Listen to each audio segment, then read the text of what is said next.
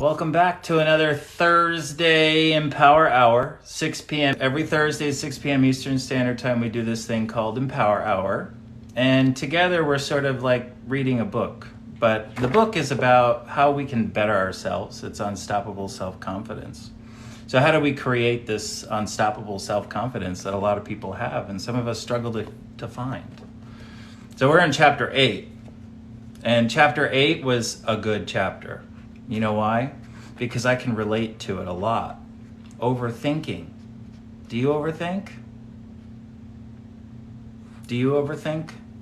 You like to overthink things a lot? Sometimes people who overthink, we tell ourselves that we do it because we're trying to be thoughtful, right? Or we're trying to, really analyze a situation to make sure that we know what's really the truth, right? It's really what it's about, kind of. And on page 168, he starts with this quote from Holly. Overthinking is the art of creating problems that aren't even there. Overthinking, by definition, is the art of creating problems that aren't even there.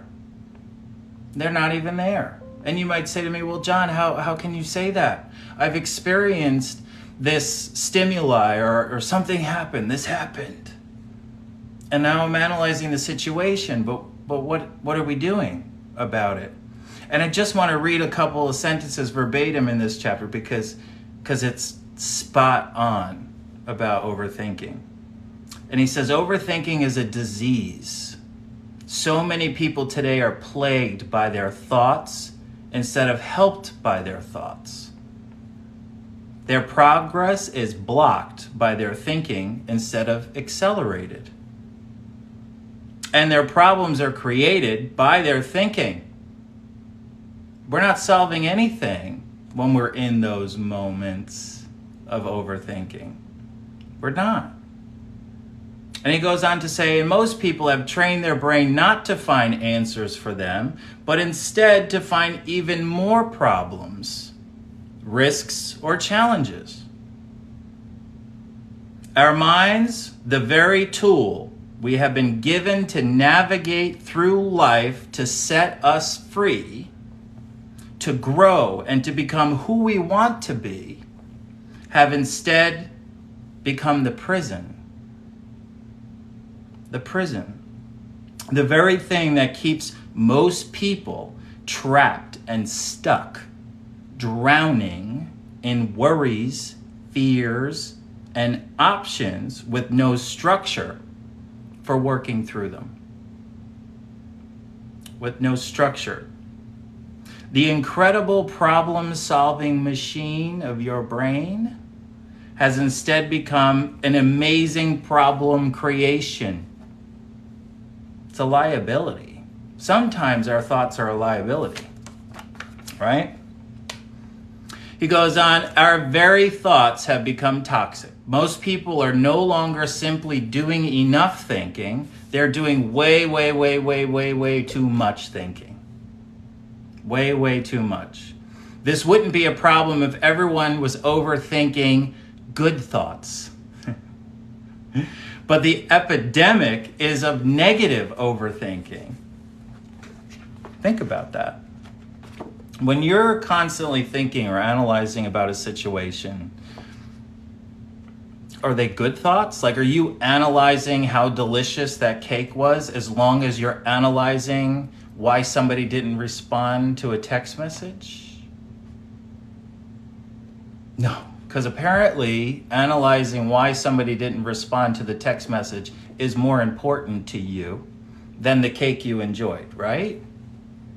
Is that what you're telling me? I think so. It's almost silly when we think about it in this sense, right? So on 169, he says, are you in control of your mind or is it controlling you? The mind is like water. When it's turbulent, it's difficult to see. When it's calm, everything becomes clear. So overthinking What do you do when you're in this situation? Are you able to recognize, are you self-aware in these situations when you're going down a rabbit hole, overthinking about things like somebody not responding to a text, for example? What's about that? Do you recognize that you're spending hours in bed when you should be sleeping and resting and recharging your batteries? But instead we're thinking about what and for why. What's the point?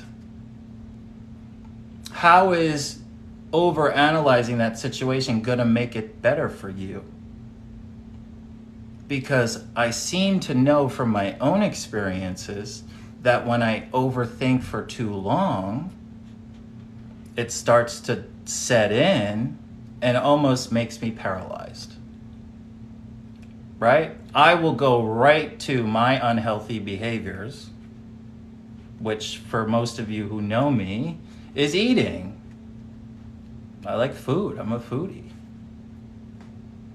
But I need to balance that, right? And I need to have a mindset to balance that. So he talks about this thing called a ruminating mind. And he says a ruminating mind keeps you stuck thinking about your past, perceived mistakes on page 170, the opportunities you missed, and replaying your failures and the things you got wrong over and over and over again, right? It shifts your thinking to a focus on the bad choices you have made, the criticism that you have received. That's what it is. A ruminating mind. So it's not about what happened today. It's not about the thing that happened in the grocery store or what happened at work, right? You continue to overthink it so much that now it's drawing in things that don't even relate to the situation at hand. And if you were trying to understand the situation that happened today, why is thinking about the things in our past helpful? Why do we do it? It almost doesn't make sense, right? How is those experiences going to help us navigate the situation today? No, just driving you further and further down. We feel useless, worthless. We feel not confident, right?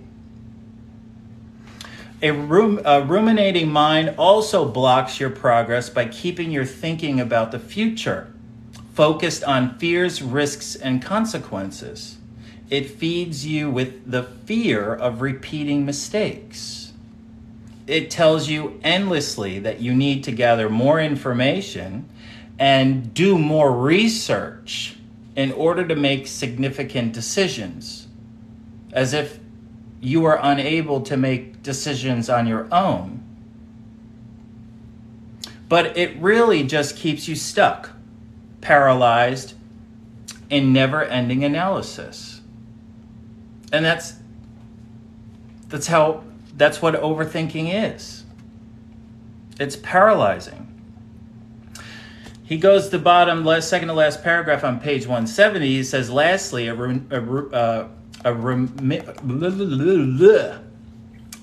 ruminating mind keeps you stuck by getting you to endlessly examine and pick through your perceived inadequacies, right?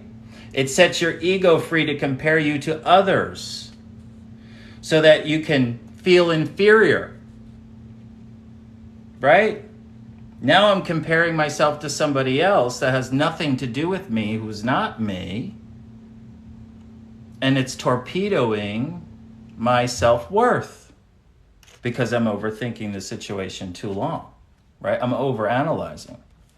On the top of page 171, it expects perfection in everything you do, and as a result gives you imposter syndrome.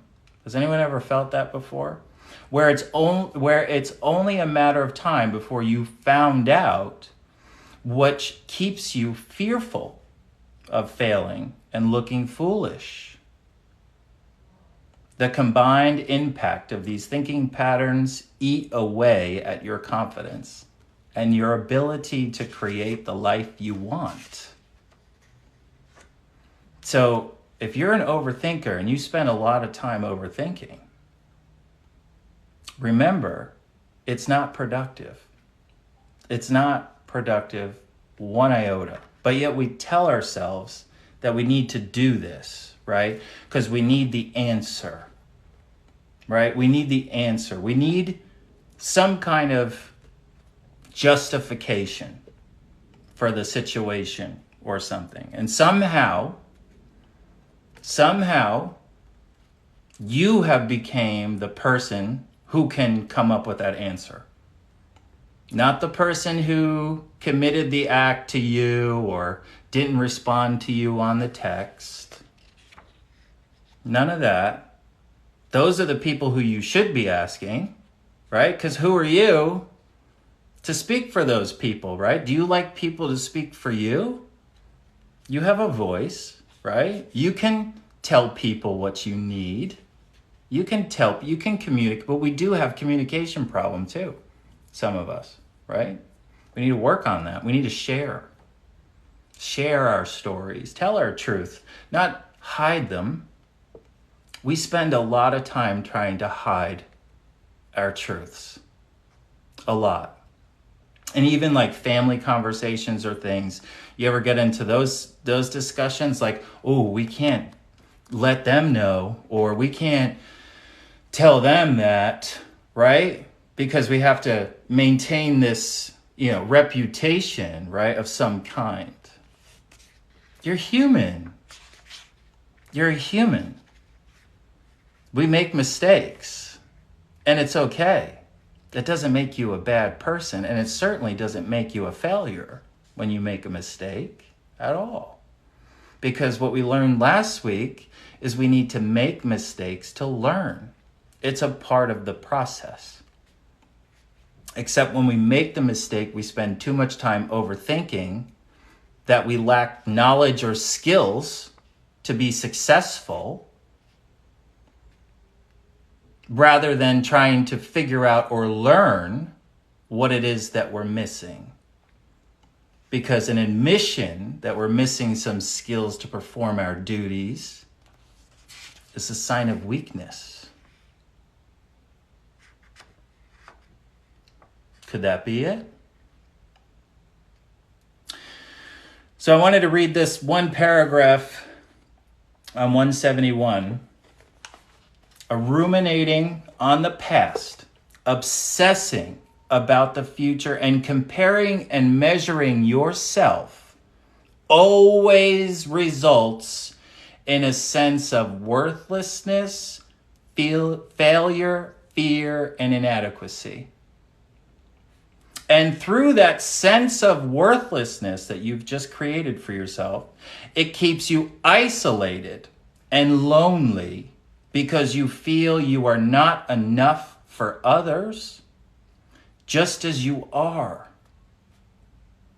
It makes you believe that you have to overcompensate and prove yourself to others in order to be valued, liked, and validated. Whoa, that's deep. That's deep. So we're without a shadow of a doubt,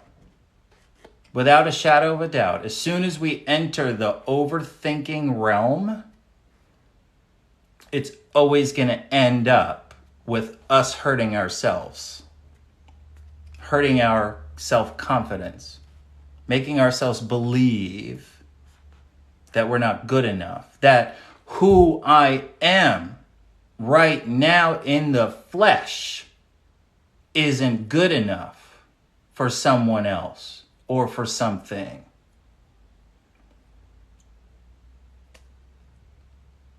Why do we do that? Because through overthinking, all that's created are reinforced distortions, misperceptions, and beliefs about who you are and what you can achieve. That's it. So instead of going out and proving to yourself that you can make a 3-point basket in the spirit of the NCAA, let's go, Sweet 16. You thought about it and you told yourself you couldn't, right? So you didn't even try.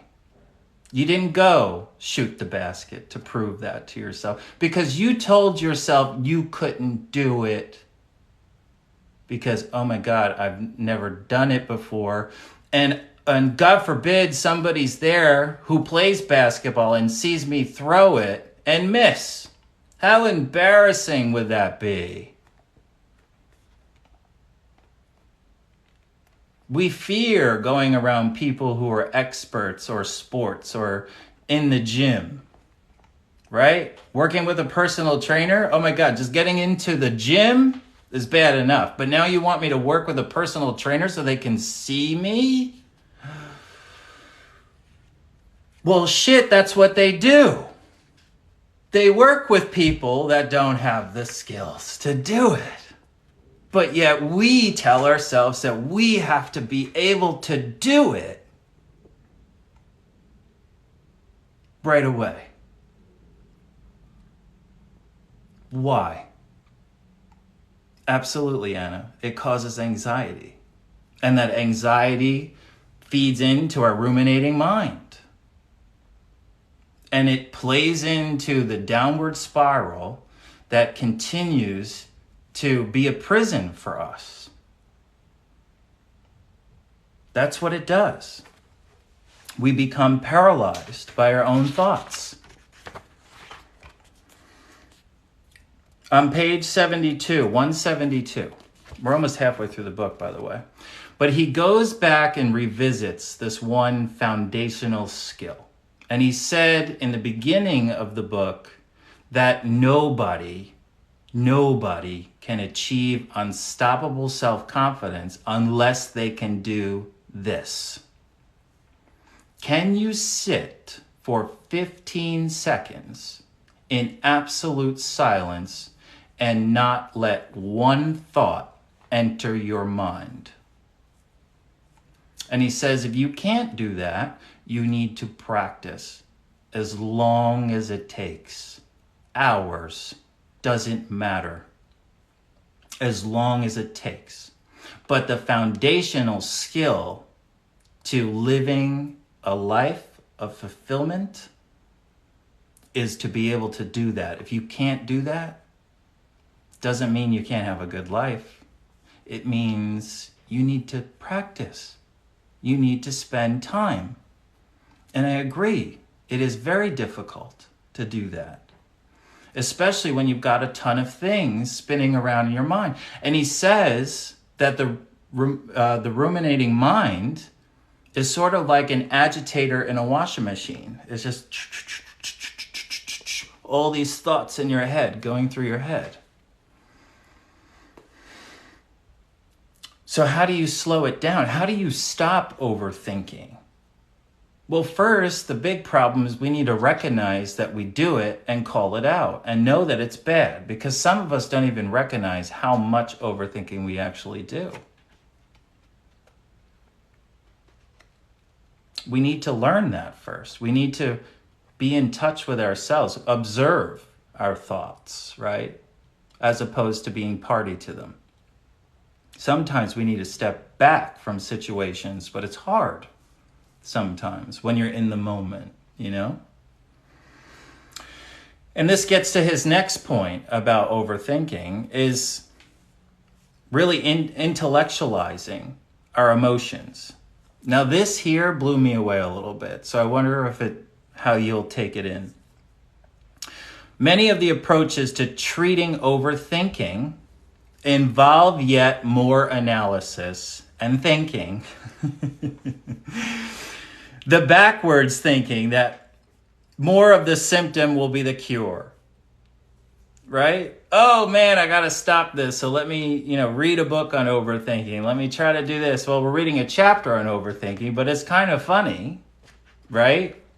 It's like, so the answer is, what do we do? Like, what's the fix? If I can't analyze and try to figure out what the solution is, right? Because too much of that is not good, right? Because we need to just act. It sort of creates a little conundrum, doesn't it? So here's interesting. But what if the problem here is not overthinking? What if the problem is not overthinking? What if the problem is not how you think about things, but how you feel about things? It's a domino effect, right? So often when people are faced, the bottom of 173, faced with a difficult or uncomfortable situation, they assume that the difficulty must be because they lack proper knowledge to do it. Not simply that, it is emotionally difficult to do. Right? How does that sit with you? Right? They assume the difficulty in the task is because they lack the skill to do it. Not simply that it's just emotionally difficult labor of love to do, like being a mom. Right? When you're having a bad time, I mean, some of us too. There are some moms out there that think they're inadequate, that they're not doing enough for their kids, right? Instead of just understanding that raising a child is difficult in general, no matter who's raising the kid, okay?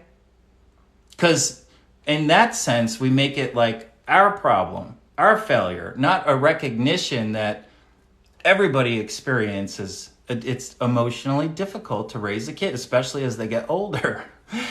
And they start to explore things and try things and go on their own, right? How many of you remember when your first kid learned how to drive and they left the driveway? They had the knowledge, right? They had the knowledge. By going into their thoughts instead of their feelings, they are protecting themselves from feeling hurt or upset. They retreat into their minds to avoid the painful emotions they would otherwise feel if confronted with the real challenge. It's interesting. The bottom of 174, I like this part too. All the time you spend analyzing and thinking about the games, I love this one, the games the other person is playing by not texting you back. You ready for this? You are only avoiding the difficult emotional truth that they just don't like you enough to play games. Why? Why do we do that? Right? So instead of asking the person, are you playing games with me? Right? Instead of just asking the source, right? Which would correct and answer the question you have, you instead will then overthinking it, and then that mind will start to kick in, and then we'll start thinking about the past stuff, and then all of a sudden it's not about this person not texting you back. Do you know that there's almost 8 billion people in this world, and you are spending so much time worrying about why one of them, who you won't even want to marry anyway, won't respond to you? Who cares? Thank you, next. I think Ariana Grande said that. Doing me a favor. If you don't have time for me, then I don't want to be with you. But instead we fight. If that's a hill you want to die on, okay. But instead we choose to fight. And that fight always will end up how? With us feeling worthless, unlovable, everything under the sun. But yet it's like let's just jump on that same merry-go-round over and over and over again. The myth of certainty and the right answer. The myth of certainty and the right answer. So on page 178, he gets into this. He gets into, what if even looking for the right or the wrong answers, looking for certainty isn't even the right thing to do? Because the perfectly right answer doesn't exist. That certainty is an illusion. No 100% guarantees really exist, even if people offer you that.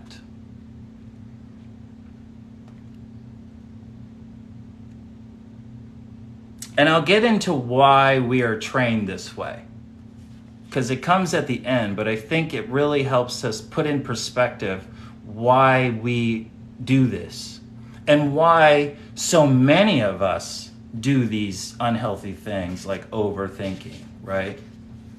That stops us from being our true confident self. So he suggests that instead of us continuing to engage in this cyclical process, that we need to develop some kind of a stop, right? Some kind of awareness to what we do, right? So we need to be honest with ourselves, first of all, if that's the way we're going to do it, but we need to be honest with ourselves to say, okay, I need to fix this. This is my goal, right? And this is what I'm going to do to fix it, right? Any time that I'm spending time overthinking things that I don't need to be thinking about is a waste of my time.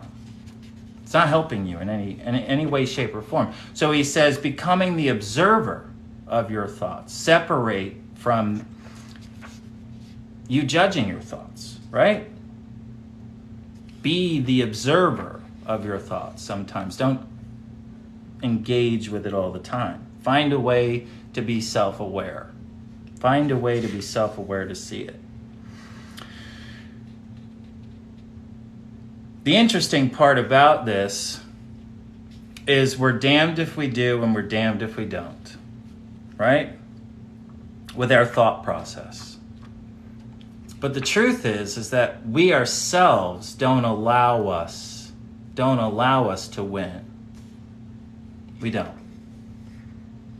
We secretly take away all of what we think we want for joy, and then we blame it on people around us for blocking our blessings. Meanwhile, we take no accountability for what role we played in achieving those goals. So because we didn't achieve those goals, we have to blame somebody. And often those are people closest to us, like a best friend, or maybe the only one friend that we have, right? We beat them up because they're the closest thing to us. We take them on our cycles with us. We want them to do the same thing we're doing. Right? Now here's why we do this. Because school. We went to public education for 12 years. I'm not knocking on it, but the more I think about it, right? And even private schools are the same way. So it's just school in general. So this isn't a public education debate here. This is just school in general, right? You go to school, you take a test, there's a right and a wrong answer. There's a right answer for everything, right? That's the point. So all through our lives, we've trained ourselves to know that there's always the right answer. And we need a definitive answer. Right? 2 + 2 equals, and you got your choices. 6, 3, 4, 8. And we circle the 4, right? Because 2 + 2 is 4. So the other responses were wrong, right? And guess what? You got an A. And guess what? Yay! But the competitiveness in school is the problem, right? Because we compare ourselves to our peers. It's almost not a welcoming environment, if you ask me. So how do we level that playing field? I don't know what the answer is to that. But what I'm saying is it's no wonder we have to spend so much time thinking about what the answer is, or why the person responded to me in this way, or if this person is coming with malintent or not. You have time to think about all that? Just ask the person. Hey, by the way, did you intend to be a douche? No. This digital environment that we work in now and live in, we actually take emails or text messages for actual conversation, for real conversation, for somehow we can tell where the other person's coming from. Maybe the other person just had a bad day.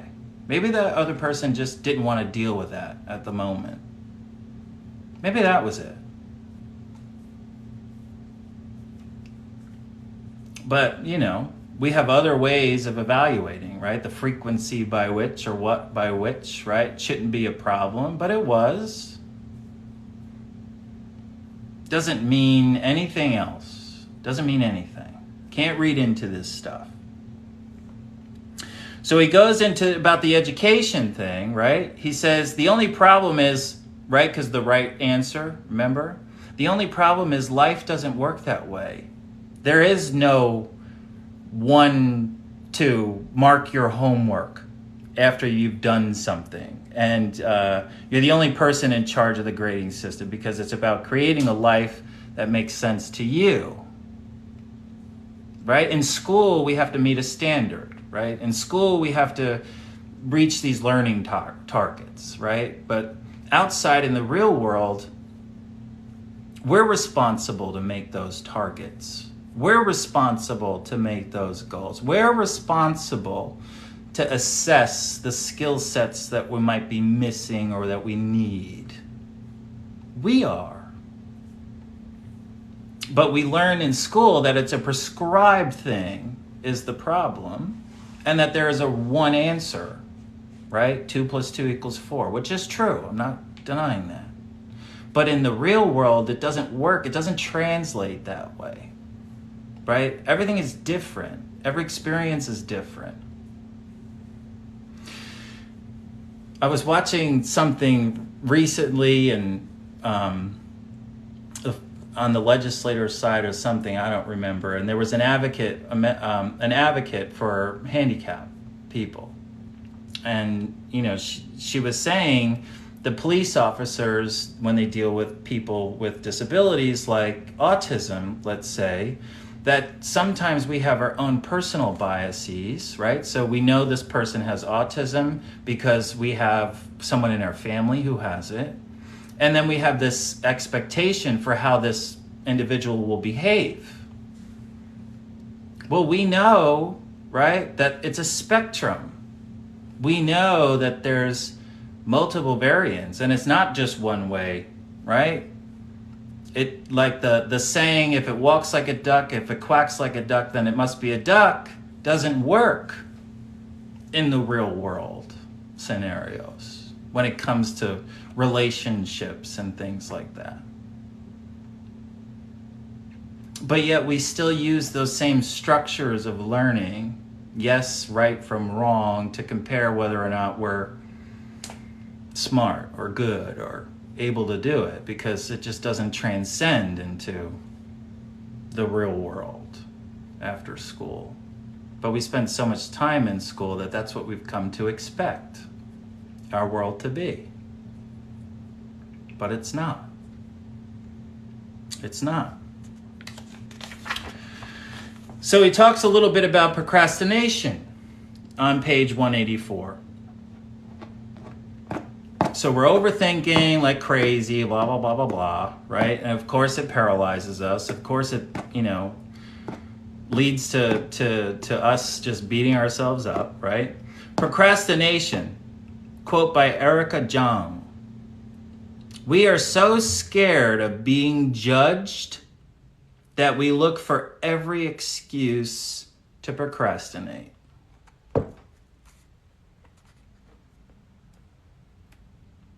So when we procrastinate and don't get something done, the reality is that we fear of being judged when we finish.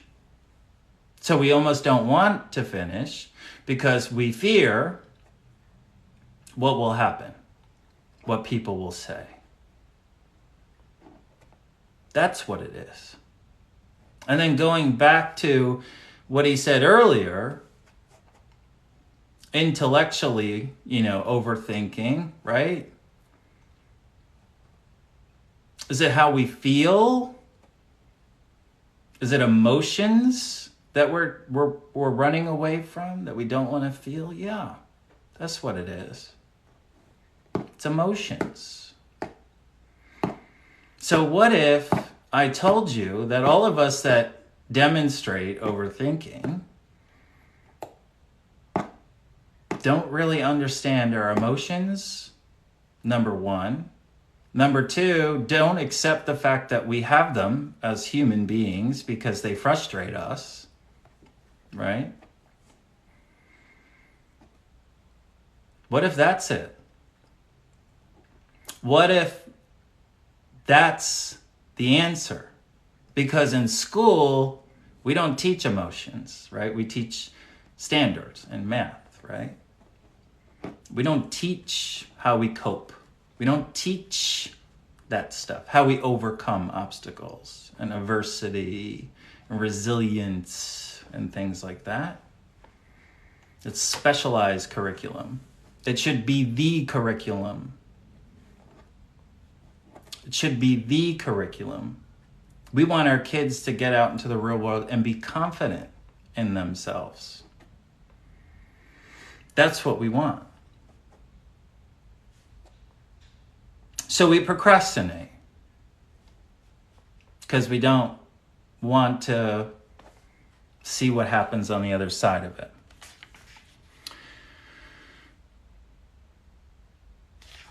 It's interesting what we do, though. And as we continue to learn from this book, and we learn from Andrew, who wrote this book, I hope that you're spending time reflecting on it in your own context, right? Because everybody does it differently, as I mentioned. And we have to develop that self-awareness to some of this stuff. But anyway, he goes on in 187 to talk about overwhelming, right? And false busyness, like when we're busy. And the quote by Tim Ferriss is, being busy is not the same as being productive. In fact, being busy is a form of laziness, lazy thinking, and indiscriminate action. What does this mean? So he says, the last area of overthinking that I want to cover is overwhelm. It's another symptom of the disease of overthinking. Many people are so overwhelmed with everything all of the time that they get nothing done. They feel that no matter what they do, no matter how hard they work, no matter how much effort they put in, they cannot escape from feeling overwhelmed. And as the means by which we communicate and share information has expanded, as we talked about, our sense of overwhelm has only increased. 150 years ago, the number of people you would interact with, your circle of contacts, your phone logs would be very small. As far as your horse and buggy could make it, right? The number of interactions you would have each day would be smaller and essentially limited to your local area, right? So now that we react with hundreds of thousands of people, sometimes in a day. We have so many channels by which people can contact us, right? And these go along 24-hour, whatever. And most people now carry with them a means to interrupt them constantly. Guess what that is? Da-da-da. Your phone, which clearly my phone is what I'm talking to you on. Your phone. This means every time something happens, no matter how trivial, no matter how unimportant it is, there's a direct and simple means to interrupt you. There's a means to interrupt you. So what we need to recognize, more than anything, is that over the last 150 years, things have changed, obviously. We got electric, the light bulb. That might have been earlier. I don't really remember when it was. Yeah, it was the light bulb. Never mind. Thomas Edison. Okay. They didn't have that then, right? They didn't have any of that. And so our world has changed so rapidly, and we haven't evolved our thinking or whatever to keep up with the Joneses here, right? Like, I remember when the cell phone came out, and I was like, oh my God, what am I going to do with this? What am I going to do with this? What's this? You know, and now it's become like a part of everyday reality. But, you know, now we're on the verge of AI, ChatGPT. And I'm still saying the same thing. What are we going to do with this? But the world seems to have figured out what they're going to do with it. And pretty soon we may not even need to worry about thinking after all, right? Because that's apparently what it does, artificial intelligence. So, I mean, how do we reflect on the fact that you're not damaged? How do we reflect on the fact that you can do it? It's just that there's these conditions in the world we're in make it ever more challenging for us to feel secure in our own skin, because we can see people from throughout the world who are models, right? But 150 years ago, in your little community, you could have believed that you were the model. And fast forward now, we don't feel that anymore because we can see other models and compare ourselves to them and say, well, we're not them. See what I'm saying here? It's all about perception. It's about how you view yourself is what matters. But for that ability to see thousands and hundreds of thousands of people every day, to compare ourselves, right? 150 years ago in our own little town, if we believed we were the model, we would have lived and died in that town thinking that we were hot, sexy. But for some reason, we can't do that in this world today. Well, we can, but it's more challenging is what I'm saying. So how do we put some boundaries around some of these things that are triggers that often don't help us, right? Well, the first thing is we need to stop analyzing everything, right? Because something goes up and you're on Google search trying to figure out why. My sister is terrible with this. My twin sister. She'll Google whatever symptom or whatever, freckle pops up, and she'll immediately just spiral down. Instead of saying, oh, wait a minute, you know what would be smart? Because I have a lot of stuff to do, let me call the doctor and let the doctor tell me what that is. Because after all, they are the doctor. Okay? Right? And so the person that we think about that's not texting back because, we went on a date with them and we think they're playing games or whatever, instead of spending your entire night thinking that they're playing games and getting angry in your mind, and then that leading to you feeling worthless, 1 person out of 8 billion, let's get that straight again, right? You're feeling go to the next person who will not make you feel worthless. Thank you, next. Move on. Why do we need to analyze the situation any further than that? We don't. But we were taught from school and everything else that we must have an answer. So we go on a quest, an escapade of trying to find the truth or validate our thoughts about people. My grandmother told me, who didn't have any internet or anything like that, and said, listen, if you want to sit all the time and think that your person that you're with is not sincere, is not monogamous with you, right? Isn't just for you, right? If you want to look, you'll find something that will validate those concerns. And it won't make you feel any better, believe me, right? Because you'll stretch the situation out to just make yourself right in the situation. Instead of saying the problem to begin with was me even thinking or allowing my past experiences to dictate this new one, that because I've been cheated on, that they're going to cheat on me because that's what they do. Now you have disrupted that relationship. You've allowed your past to destroy it. But yet, this is the blaming thing, we'll blame them for it instead of us. These days, you will find evidence for and against everything.